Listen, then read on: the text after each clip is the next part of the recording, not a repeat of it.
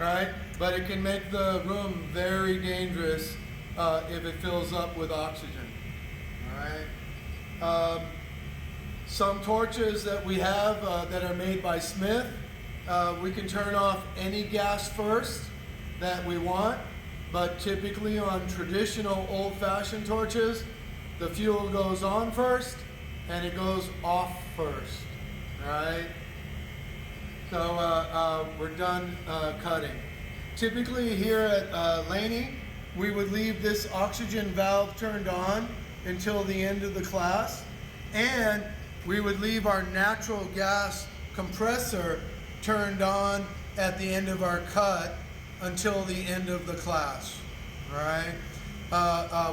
Once we turn the natural gas compressor off, we probably won't be able to turn it back on for about a half an hour. And so we don't want to make that mistake of turning it off while it's hot. This in the holder, and this just prevents the torch from coming off this holder, even if somebody yanks on the cable, right? What we don't want to do is put it in the holder like this, because a lot of times, right, this just makes it so easy to tip and fall off the holder. Right? So get it all the way in front of those valves. Okay. Go. All right, now that we cut our metal, we want to take it over and cool it off. And we typically don't want to pick it up with our hands, so we want to use a pair of tongs and just push the metal over onto the basket. And we can take our piece of metal over and give it a cool down. So here's our water trough, and we can stick it in there. I'd like to be able to pick those pieces of metal up by hand, and I want them to kind of dry off, and so they're still a little bit warm. I'll kind of put the basket on its edge so the water wants to kind of run off with gravity, and I'll typically clean up this edge a little on the pedestal grinder. All right, so we could do it with a hand grinder and put this in a vise, right? Or we can do it on this pedestal grinder right here. But whenever we're using a hand grinder or a pedestal grinder, right, we want to have a face shield on. But sometimes pieces of metal will fly off, and you can see the slag sticking up on the edge here. We wouldn't want to have one of those chunks, right, fly up into our face. All right, so safety glasses is not enough. We got to have that face shield. Then we can turn this on, right? And hold the torch with the handle.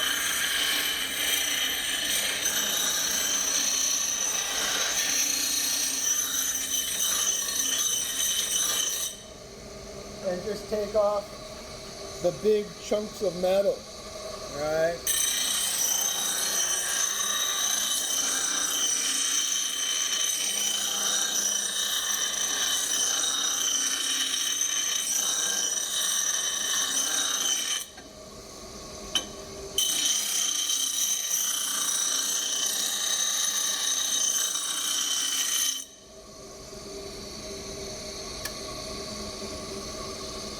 When I turn off the grinder, it keeps on spinning for at least 5 minutes. A lot of modern grinders have a braking mechanism that stops the grinder when you turn it off. These grinders don't have any braking mechanism.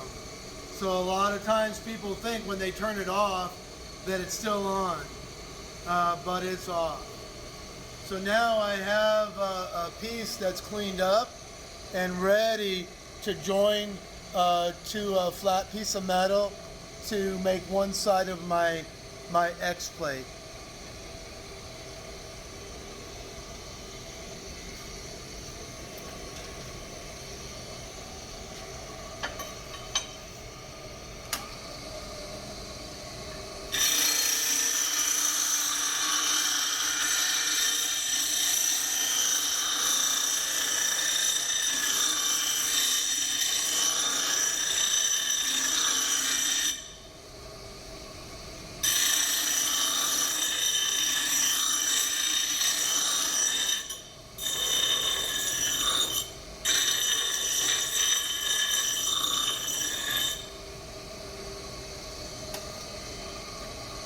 And now I got two.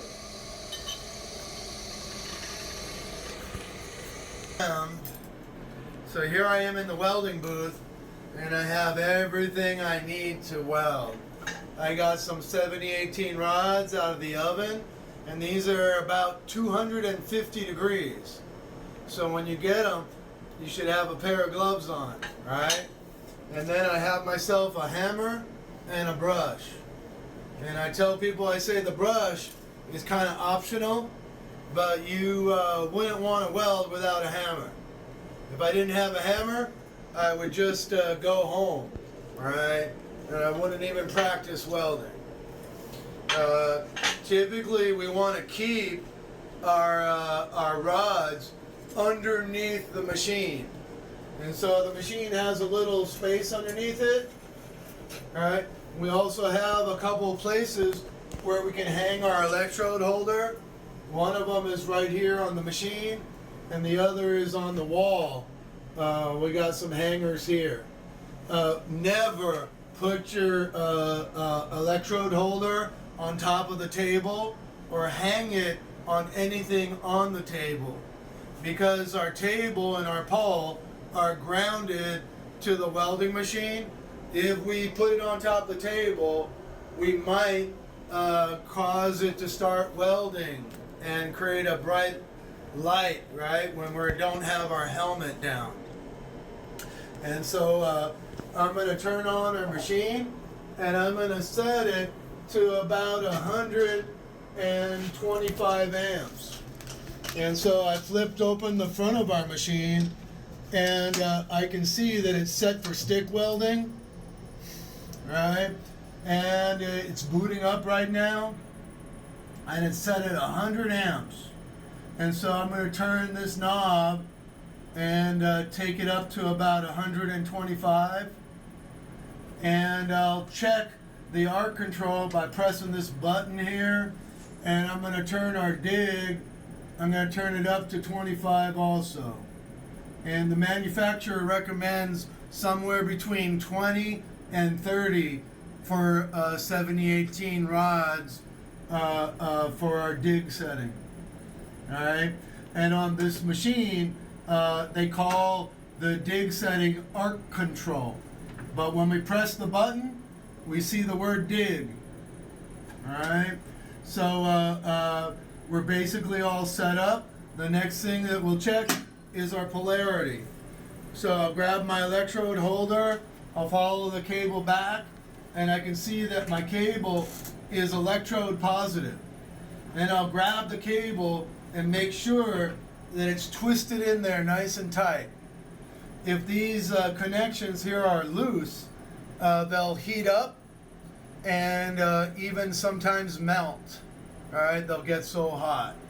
If they're nice and tight, they won't get hot there while we're welding. All right. Now I'm going to grab an electrode, stick it in my electrode holder at about 90 degrees. And typically I don't weld that much with it sticking out like this at 90. I usually do most of my welding actually with it in this groove here. And the electrode holder has a bunch of different grooves in it that we can lay the rod in and let the jaws close, and it'll hold it there. If this rod is able to move around too much, we need to replace the electrode holder. So let your instructor know if the electrode holder needs replacing.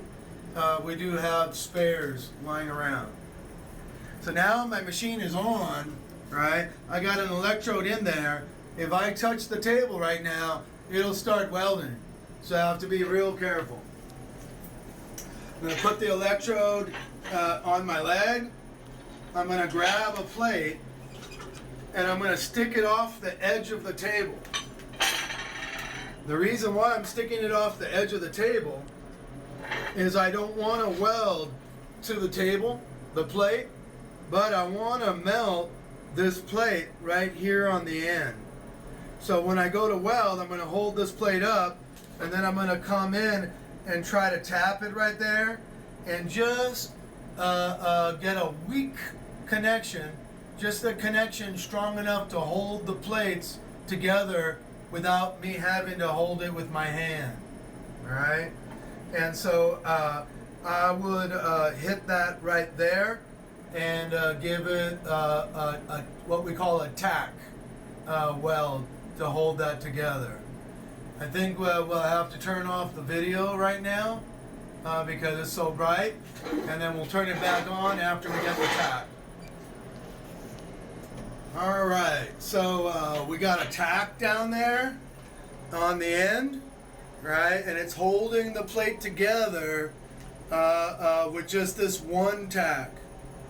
And now, with the plate tacked together, I can flip it around, and if the plate tends to be leaning in one direction or the other, I'll put a weld on the side that's open the most to tack this side together, and as the weld cools down, it'll straighten the plate up while we're welding. And so I'll put a little weld here on the plate right now, and I'll break off a little bit of powder that's on the end from when I stopped, so that I get an easy start, and we'll tack this up right now. So I think we got to turn it off again. So here we go.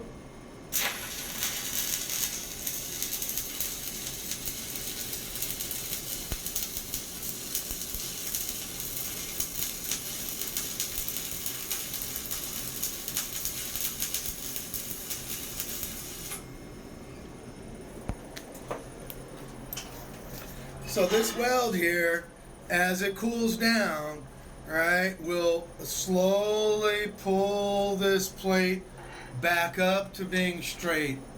Right?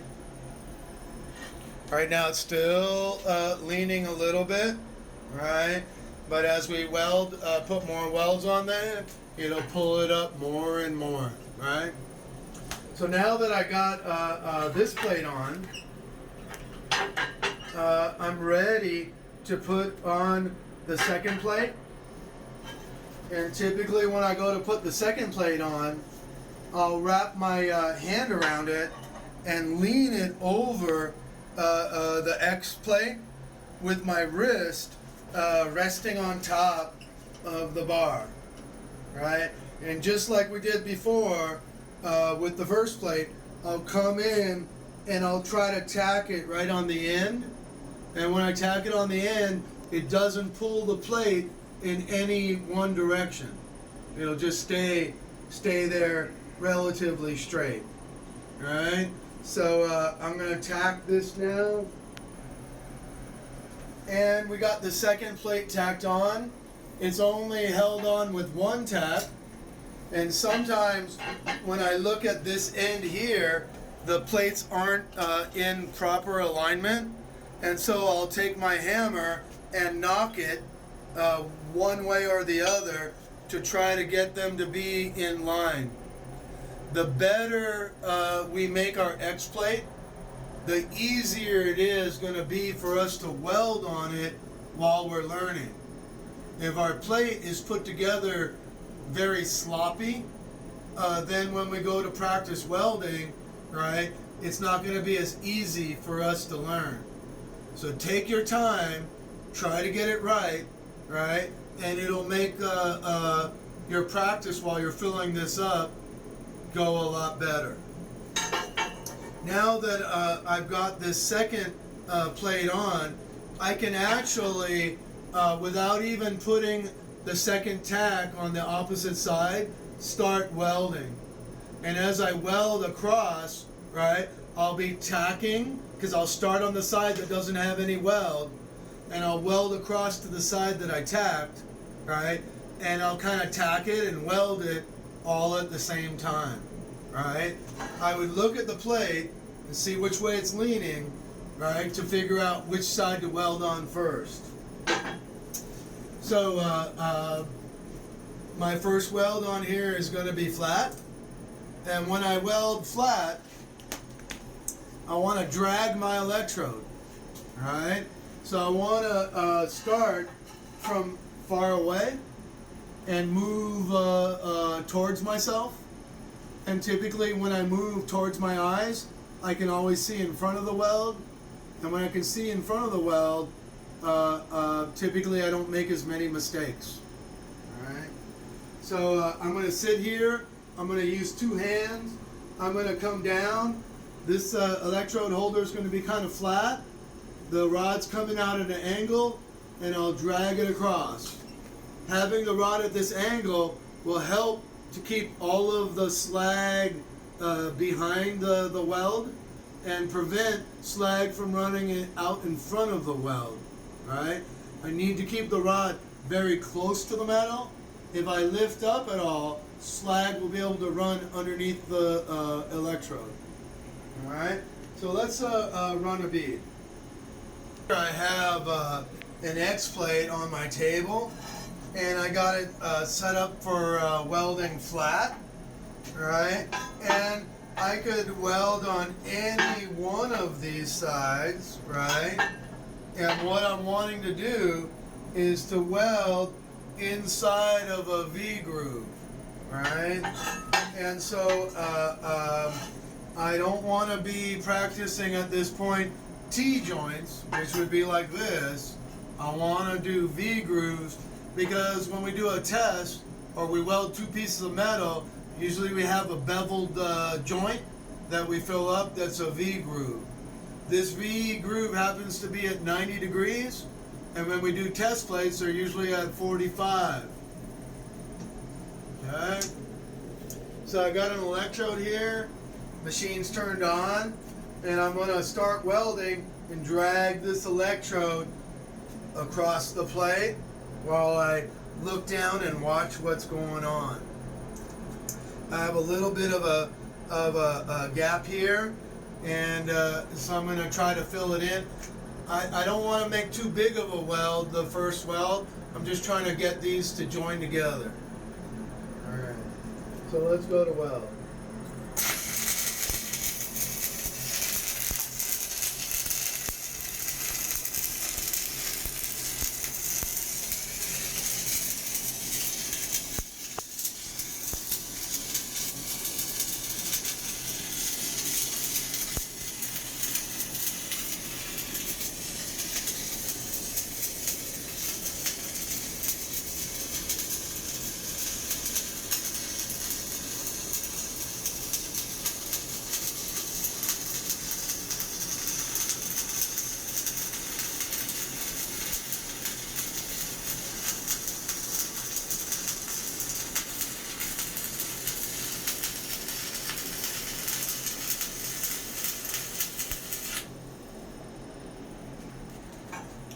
So with what was left of my electrode, I was only able to make it about halfway across the plate. Alright, if I were to make it all the way across the plate, I'd be going a little bit too fast and not really heating up the plate very much. Alright, the speed of travel is not anything that we do with a speedometer. We don't have any speedometer in our helmet. We have to look at what's going on, how well everything is melting, how quickly everything is melting, and kind of regulate our speed based on that. If I were to turn up the machine higher, I could probably go a little bit faster, right? And if the machine were way off, right, I would actually stop and change the settings. But if it's close to being right, just typically burn the rod all the way down and then maybe after I grab a second electrode, I'd maybe turn it up a little bit higher at that time and see how it works. Right now, my weld is covered with flux all the way over the weld, and one of the big mistakes that people make is they weld over flux. Right? Before I weld over that weld again, it has to be completely clean. We don't need to use a grinder with a wire wheel. Typically, all we need is a hammer and maybe a hand brush to clean it up after we hammer it. All right? And so it's best to kind of hold it at an angle.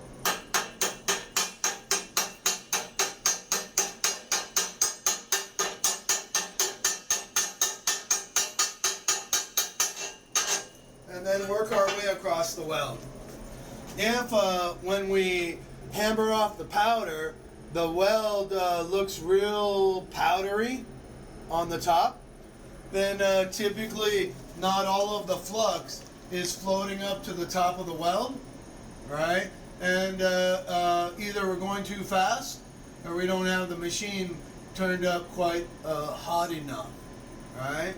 Now I could continue welding and finish down this side, but we got to remember that as we weld, it pulls the metal around. And so what I might want to do is actually flip to the opposite side and pull the metal back in the direction that allows it to stay straight by running another weld here. And typically, before I take the plate and weld out of position, which means vertical, overhead, or horizontal, I will put one weld down at the bottom in welding in the flat position to join all these plates together to become one. Once I put one weld down at the bottom, the whole plate will heat up while I'm welding and suck up the heat no matter what side of the plate I'm welding on.